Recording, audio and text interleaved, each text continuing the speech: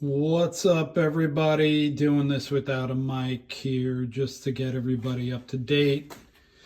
Working on the car, and you can see this was the hole. I got some other pictures I'll put up there. The car was impaled. The issue is, for me, again, amateur hour over here is, you know, I'm not going to go into that. Well, it's difficult to cut because you got the chair rail here for the driver's side chair. So I'm gonna cut out a square. So far, it's kind of flat. I might have to manipulate the steel a little bit.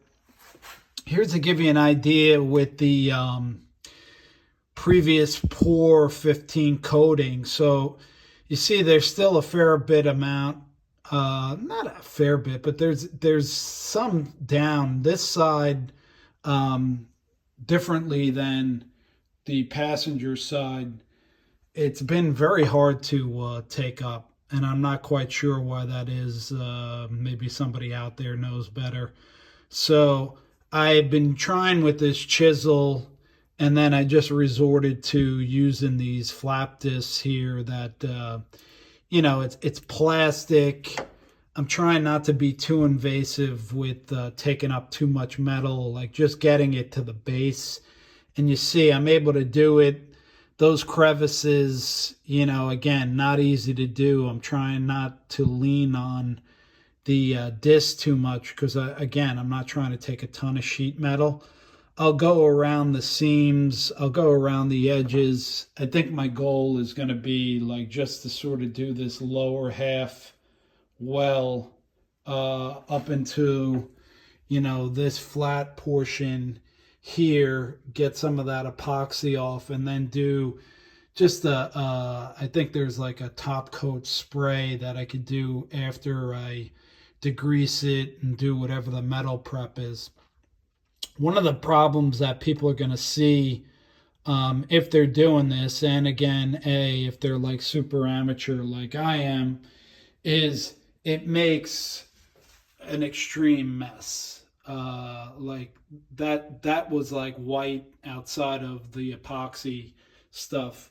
I had done a pretty good job of cleaning everything in the back, but it throws all sorts of bits and pieces.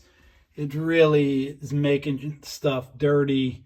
So I got to come up with a plan of action. Like at some point when I'm done cleaning the base metal, cleaning the metal before I put anything down, really doing a deep clean.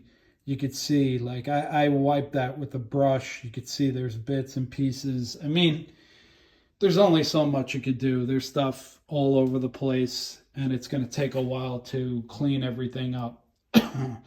Excuse me. I would say, you got to wear the proper like ventilator breathing system because you don't want to be breathing this stuff in. I wear eye protection and stuff like that. So I think the goal is either we're going to cut that piece out, weld it in, maybe do a little bit more cleanup before then. I really like to get this stuff up here because this is the last remaining amount of it. And again, I don't know, maybe people will tell me like you don't have to go to that extreme. I like to clean up all of this here, the rocker panel, as much as I can within reason, and then paint it, just do like, it's going to be under the carpeting, but again, I want to seal everything up and make sure I sort of do a decent job, but it's going to take time. And when you're got a job, when you're in school doing a bunch of stuff, it's little by little I'm tackling it. So again, get yourselves a bunch of these because they go pretty fast, especially if there's any type of a coating left on that floor pan. I used one just hitting like 3 or 4 of these squares. So I would think I probably need to get like 4 or 5 at the least. So anyway, that's an update. Thanks for tuning in. Like and subscribe. See you then. Bye.